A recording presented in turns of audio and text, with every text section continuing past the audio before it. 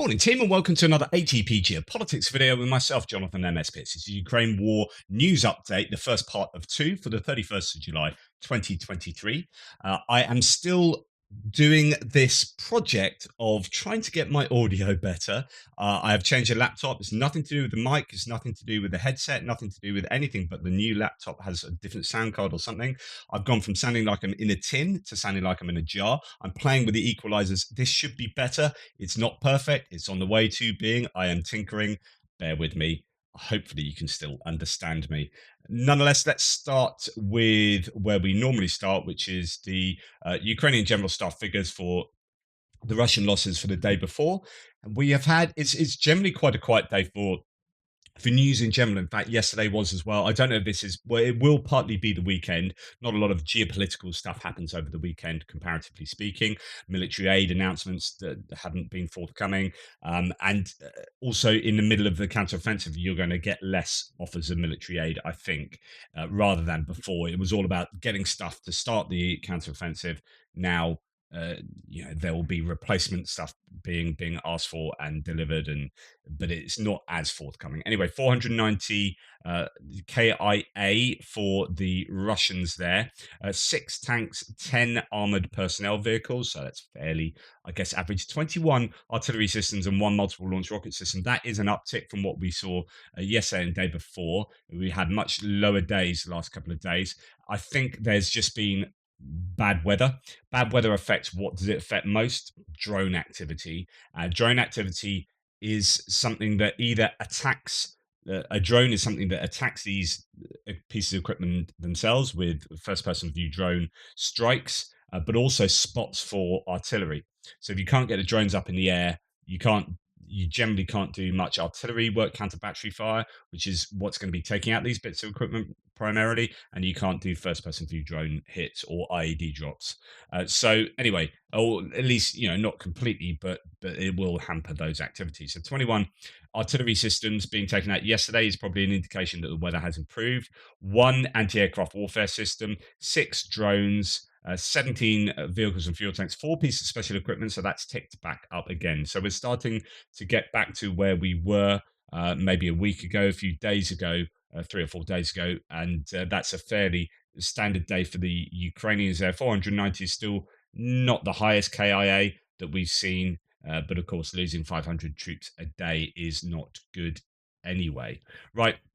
Let's try and get a bit more information on what's been going on. Swedish CV-90 that was captured, that one that was lost near Chervona Popivka, hit by an RPG from point blank almost. Now, this is a bit of a worry. It's going to happen, but it's been captured, as I told you. It's already on a flatbed truck heading for Moscow. Appears to be the first piece of modern Western armor that is visually confirmed, to have been recovered by Russia. So it will likely be used for research purposes. And that is a big shame. That is a decent bit of kit and is no doubt got quite a bit of tech on it. That's where it was hit. I mean, RPG 7s aren't the most modern bit of kit, but if you're firing that at something like this at 20 yards, you're going to do some damage. And that was hit. What we saw was it drive off into the field, stop, and then the video cut. There's another IFV behind it, so I don't know if they got the troops out and just skedaddled rather than try and stick around and save it. There's obviously quite a few Russian troops in the area. Now, Yakub Yanovsky from Oryx, one of the guys helping Oryx, has totted up the Russian losses. Still haven't heard the Ukrainian losses from them. And I think there's some more Russian losses to add to this as well, from what he said last night. But anyway, what's interesting here is the number of tanks. So the visually confirmed tank losses, 12? So 2, 10, 16 tanks out. No, that's not right. 5, 8, 12, 14 tanks. Come on, maths. 14 tanks out of 18 losses is huge in terms of, that's a lot of tanks, really, proportionally speaking. Someone said to me the other day, had a right go, "Oh my God, you're so inaccurate. I can't believe you're referring to Oryx to get your stats for losses rather than going to lostarmored.com or whatever it is. This is what you should be looking at." And, having insulting me. Lost Armor is a Russian website. It's like, I can't believe you're using an independent website to get your stats for losses of equipment in this war, you should be going to a Russian source. Really? Go away. But it's not to say that there aren't biases involved in this. There isn't like skewed data, but the Oryx is the best you're going to get in this war for sure. Right, another Strela taken out here. So this is a short range air defense system being taken out by, I don't know, but it cooks off and does its usual kind of stuff there. So again, that's probably the air defense system that is on the stat sheet there. This is I included this. It's a Cornet E, which is an anti-tank guided missile that the Russians use, the Russian one, but they've hooked it up to a Stugna P. Now I'm going to do a thread on Stugna later. Stugna or Skiff is an indigenous Ukrainian ATGM that has been incredibly successful over the course of this war. Anyway, it's taken out a tank at a 5 kilometer distance, putting together the Russian element of the ATGM and the Ukrainian the laser guided system here. And 5 kilometers is pretty decent for taking out a tank with that. So a good bit of innovation there.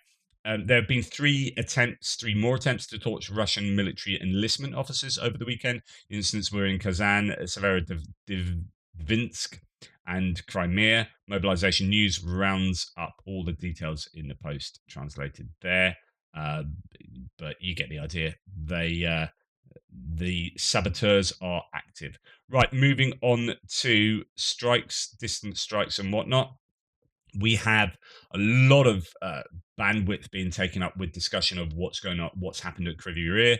Russian missiles struck two buildings, a university and an apartment building in Kryvyi Rih. Both appear to be fully like civilian targets. Whether that was accidental or on purpose is kind of splitting hairs. Maybe it looks pretty war criminal to me. The missiles were likely ballistic, according to Air Force spokesperson Yuri Ignat. 4 to 9 floors of the apartment building were destroyed, and 2 to 4 floors of the university nearby. Search for victims is ongoing. These are pretty significant hit. I mean, that is a significant hit. That's civilians live there. You've whacked in a ballistic missile into an apartment block with civilians living there.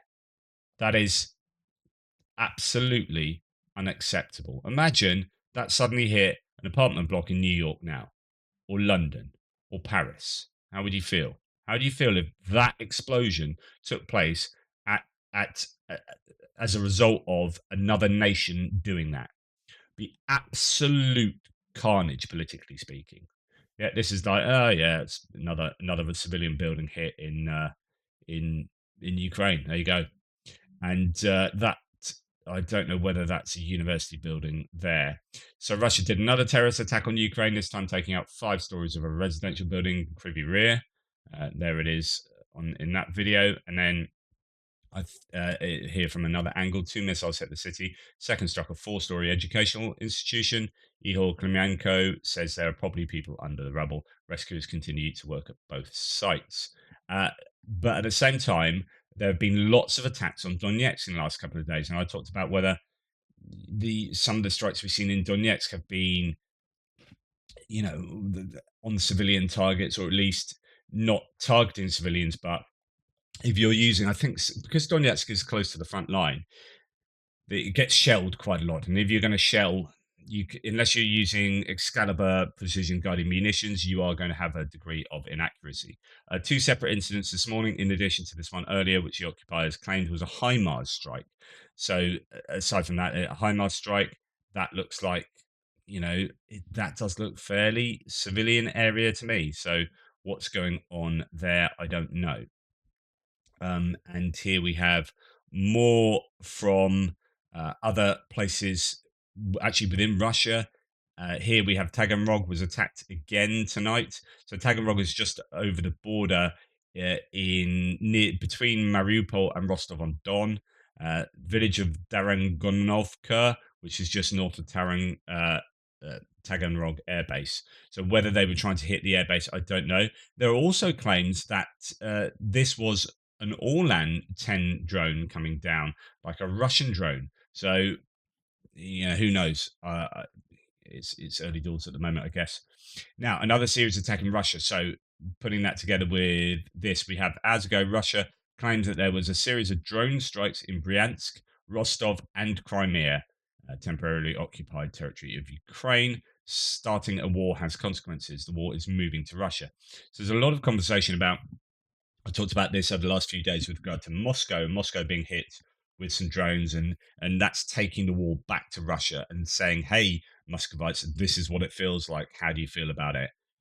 There could be an element of that going on where the Ukraine are starting to ramp up strikes within Russia. Here we so satellite images now show that the railroad bridge in Chonghar, one of only two railroad crossings connecting Crimea to the rest of Ukraine, is severely damaged after Storm Shadow strike this week. So there was talk about it hitting the road bridge there, but it appears that the rail bridge possibly, I guess, has also been hit rather than it's the rail bridge that's been hit and not the road bridge. I don't know for sure. There's not a lot of clarity that has come out from these strikes. Nonetheless, I would expect the rail bridge and the road bridge to have been struck there, and that then leaves Perekop Peninsula as the isthmus here as the only real connection to Crimea that from the Ukrainian occupied territories of Kherson and Zaporizhia direction as well. That will cause untold amounts of logistical issue for the Russians there. So this is very sensible from a tactical point of view, from the Ukrainians or operational point of view. And we'll see what the ramifications are. I'm sure there'll be huge amounts of traffic building up here, and this will affect the Russians' ability to transport supplies to their troops from Crimea, well, really from Russia through Crimea and up uh, to those front lines and the Russian troops. Right, and onto other bits and pieces kind of connected to what we've been talking about. Zelensky says it's natural, fair that war is returning to Russian territory. So his quote: Ukraine is becoming stronger. The war is gradually returning to Russian territory, to its symbolic centers and military bases. And there is an inevitable, natural, and absolutely fair process. This is. That is really interesting rhetoric. First of all, it's the idea that Ukraine are stronger and in a better position to be able to hit these places. That's why they are hitting them. Maybe earlier on in the war, they just didn't have the capability to do so. So, this is a statement saying we have the capability to hit Russian targets within Russia, and then saying, and it's right that we do so. And giving the rhetoric of saying, we are taking the war back to Russia. This is quite a step change, arguably. Now, whether he's kind of overconfident in what the Ukrainians really can do, I don't know. But they are definitely taking out, or at least attempting to take out, military targets within Russia. Now, this is super, super important because if you're going to, let's go back to, say, the idea of hitting, Chonhar, right? If you're going to be talking about hitting all of these logistical targets within Crimea and within Kherson and Zaporizhia and Donetsk and Luhansk, right? At some point, you're going to say, okay, we've done a lot of damage to these bases, so, but the Russians are just keeping their stuff, just like they adapted to HIMARS and kept their stuff 100 kilometers back. Now they're keeping it 200 kilometers back within Russian territories. We still need to hammer those supplies. Still need to hit those bases. So they struggled to train their troops, they struggled to get hold of equipment, and they struggled to get hold of ammunition and supplies.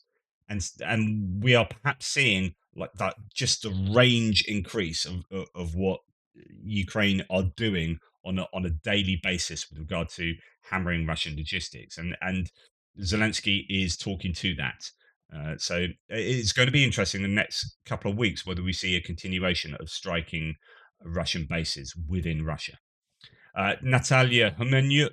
No, this is Humenyuk from the Southern Operational Command. Russian tactical air activity was strong in the southeast, and this shows that the enemy both collects intelligence and can prepare for powerful attacks on the future.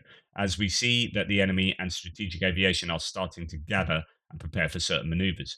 This is a kind of a warning shot, uh, well, a stark warning from the Ukrainians themselves about the ability for the Russians to still use aviation to cause the Ukrainians an awful lot of trouble, particularly in the south and southeast here. So they are obviously hitting with glide bombs in a number of locations, and that is something that is causing the Ukrainians quite some issue. We've seen that Snake Island has been hit 3 times in the last month, um, and yeah, we hear fairly regularly about these FAB or KAB glide bombs being used. Kerch Bridge is being fenced off with anti-naval drone barriers. That is pretty significant, and I guess a pretty clever thing for the Russians to do. Pretty obvious thing, I would guess, but this will cause quite some issues for the Ukrainians if they're going to continue to hope to strike the bridge with naval drones. I don't understand why, and maybe you guys can help me out here. Well, actually, possibly I do understand. Maybe okay, why haven't the Ukrainians properly struck the port of Sevastopol with Storm Shadow missiles? And when I say the port, I mean the ships moored in the port.